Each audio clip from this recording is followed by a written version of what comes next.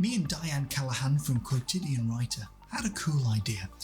What if we were to write a story together, but we were to write it sentence by sentence? So we would each get a sentence, we would each take turns in writing the story. So I would get a sentence and I get to say what I want to say, and then she would get to say what she wants to say, and we just take it in turns until we have a full story. And we don't talk about the story, we don't say what we want to do with the story, we just write what we want to write and the other person has to respond. Well, how does it turn out? Let's find out. I want to take you back a few months to when we actually started to plan this. This was our first call where we discussed the story and came up with the stories that we were going to write. Let's see how it went. Okay, do you want to each write a sentence right now and go for it?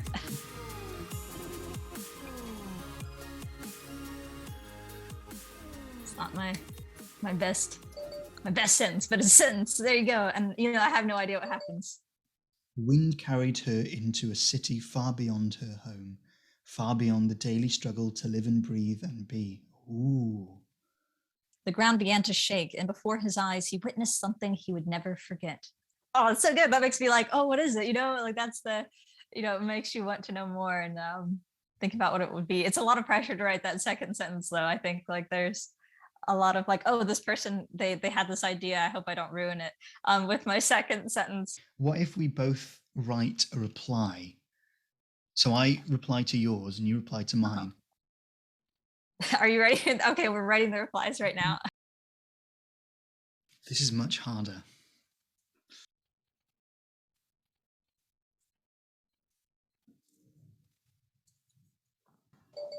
Okay, I guess I have my sentence.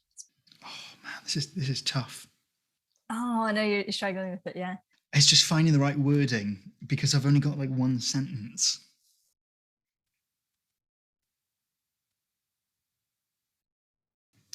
Are you done?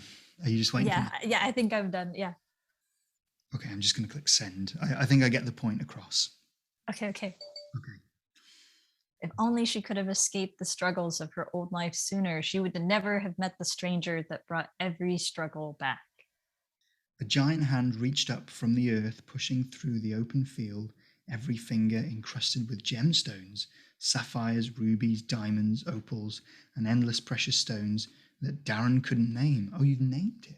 I named him. He's now a person. Okay. We both have something to work with now, I think. Oh, we do. What I thought we were going to do now is just decide which one to keep going and which one. I am kind of attached to your earthquake one now that I have the giant jewel encrusted hand. I'm not fussed about mine at all. I'm almost more attached to yours. Oh, well, I don't know. Why can't we just do both? It's more work, but we can see how it ends up. Oh my gosh, this is going to be great. I'm really... So we had our ideas for the story. Now we just had to write it. So from that point onwards, we ended the call. We didn't speak to each other for 2 weeks straight. We just wrote our little sentence, our part of the story, and then we waited for the other to reply. And we just kept on doing that for 2 weeks until we had the full story. And now I want to show you what we came up with. It's quite... I don't know. Just watch it. Okay, that's all I can say. I'm really excited for this. Okay. So I'll go ahead and read Tessa's. I will get some water first, which you can cut this from the video. No, okay.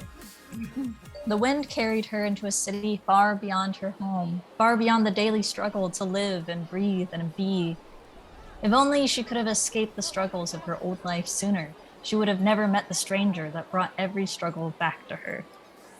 But that day, as she wandered the winding cobblestone streets of Esoteria, Tess could not ignore the man in the bowler hat. Despite not knowing who he was dressed in clothing that seemed all too familiar. It was how the men in her home country dressed when they went away on business, the way her father had dressed. It was unexpected to see anyone doing the sort of business her father was involved in, and here of all places. The man slowly turned toward her, and without thinking, Tess dove behind the nearest thing she could find. She thought to herself, why would someone like him be here if not for me? Before she slowly peeked through the cracks in the wood of the barrel. The man was gone.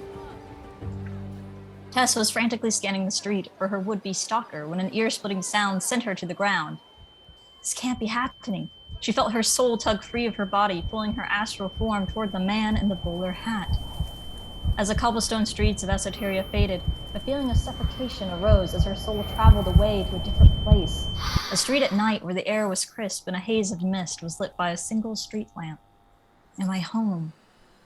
The ramshackle homes were immediately familiar, but it all felt somehow off, a distorted version of the place she had never wanted to see again. There was the man in the bowler hat standing next to one particular house that appeared to be charred and burned, still smoking from the inside. Tess realized she had been transported into her worst memory, and that man was responsible for the illusion. You are that man on the bench watching me. Who are you? I worked for your father many years ago. It was so long ago, I barely remember what my life was like before I died, but this fateful night I will never forget, and this is what I brought you here for. You brought me here to clear your conscience, Tess asked, staring at the charred building that had once been her home. The house was meant to be empty, and only your father was supposed to be home. It was an accident, and I never meant to kill an innocent family. Tess looked into his eyes. His expression was sincere and sorrowful. The man in the bowler hat had given Tess her closure. He faded away, and Tess found herself back in the streets of Esoteria with, for the first time in a long time, a smile on her face. Story. Oh, that was great. I really like that. I really like it. It's just like I think like the thing that is missing for me is like world building and like the character. Like I want more like the setting and but we don't really have time for that when we're trying, like you said, trying to give the other person something interesting to go off of, because if we spent too much time describing the setting, then the pacing would be a bit different.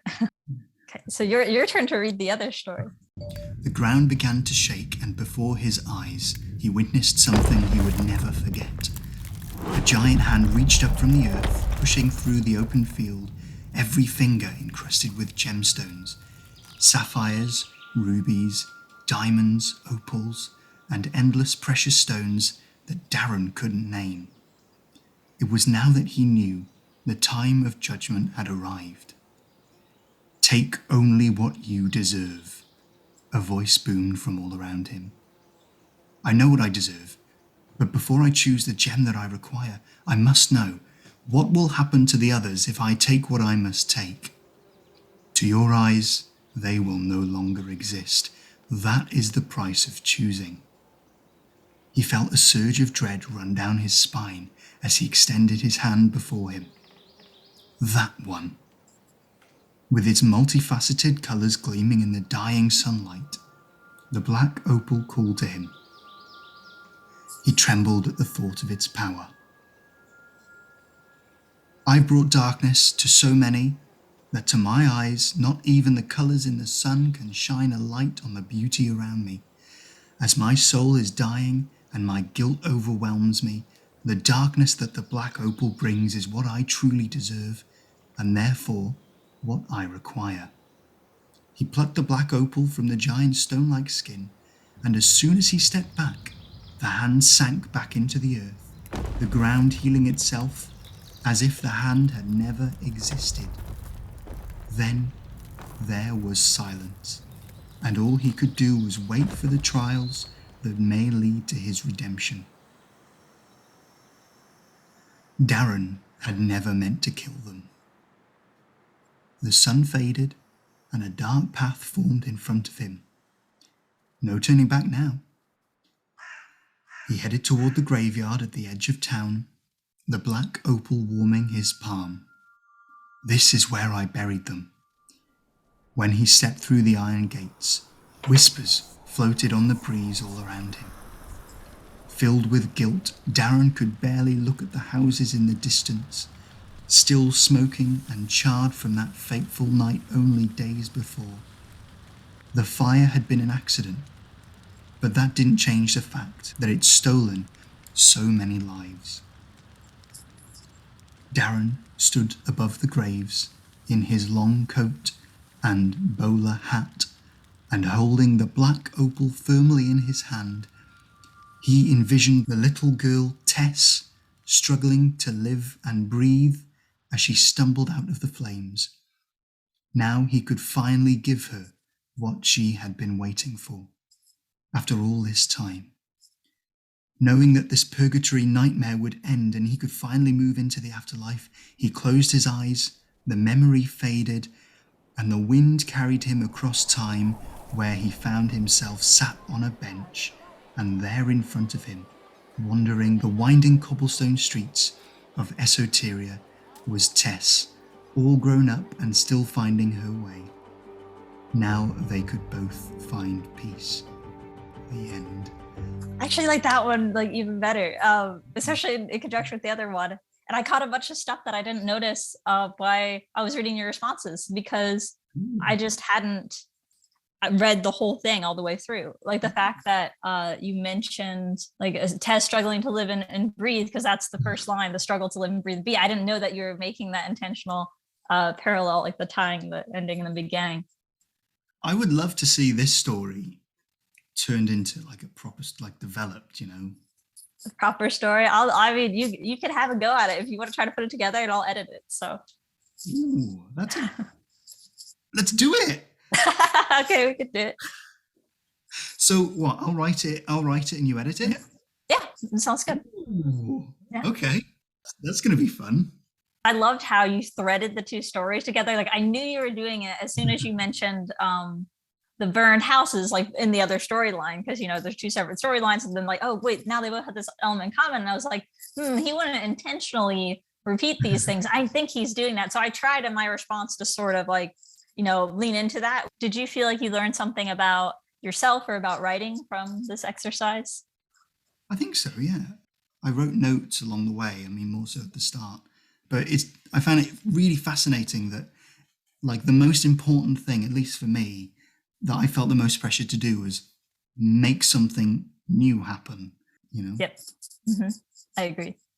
Oh, I didn't write this here, but I do remember thinking what I've just found fascinating, and we didn't even realize we did it, was that we both started the stories at the midst of pursuit, where like they were just pursuing something. Yes. And I don't know about you, but you may have done that intentionally, but I didn't even realize I did that. Like, oh, now stuff's happening. We could have started with before all of it happened, and he lives on a farm and everything's great, and there's chickens and he's a farmer every day. But we were like, no, let's write where stuff's happening. I was wondering if you learned anything. It does kind of shine a light on things I already kind of do as part of my process. So like with this, I was like, okay, I definitely want to have some sort of sensory details. Like I like describing the gemstones and that sort of thing. Like I need to have some sort of visuals. We don't really have too much time for stuff other than visuals and feelings. I think, we don't really have too many smells or, I had like, the stone warming in his hand, trying to do a little bit of sensory stuff. And then dialogue, we would have a bit of that too, a little back and forth. You have a much more poetic vocabulary than I do. I don't know. I'm listen to me right now. Well, I like the feeling of suffocation arose. I like the word suffocation that you used, because I feel like that's something I wouldn't have used. That came from you though, because it was going off the first sentence that you said, to struggle to live and breathe, and I thought, as she's going to this house where there's smoke and fire, let's give that feeling of suffocation and struggling to breathe. Yeah, but see, you had way more like almost situational awareness than I did, because I feel like I had no regard for the cohesion of the story. So I think that's really valuable in just storytelling in general. And I think I wasn't paying that much attention to that. And so I think that's, don't sell yourself short on that. Hey, I've got like 3 questions for you. Oh yeah, okay, fire away. I was just really curious, and then we can finish up and chill out and have a chat and catch up. So, do you think that the story reflected on our ability to write? Yeah, to some degree, yes, some degree, no. It did speak to the fact that we came up with something that relatively flows, like even if it's missing like a lot of information details, but it actually does flow as like a story. Like it's above what an AI could make. So that's a good, very like a good bar to reach. If you're a bad writer and you're working with somebody that's not that good at it, and they might have struggled to come up with any sort of specificity at all, or they might struggle, as you said, instead of opening with conflict like we did, they might just open with like, he was sad because his parents died. And then that would be like, that's not a very compelling opening to try to respond to. If we started off with, he was sad because his parents died, we'd be like, well, that's it then, that's the story. Done. I imagine both of us really focused on what we knew how to do. We're relying on stuff that we know. And so there is a little bit of playing it safe, because I think with writing, it's important to take creative risk and things like that.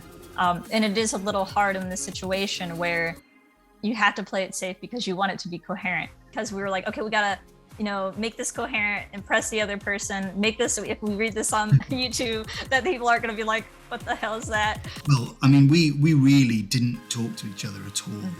We basically... we didn't talk to, we gotta tell them that we didn't talk at all during this story. Like we didn't communicate about like, this is what I meant by this, or, the story, we should close up the story soon. We didn't say any of that. It was just like all like, you have to know based on whatever they said, that is all you get. Like you don't get any other context. I should probably put that at the start, shouldn't I? I suppose we'll say goodbye to everyone and thanks for watching all, and I hope you enjoyed. And I'll see you guys soon. Yeah. Right, bye.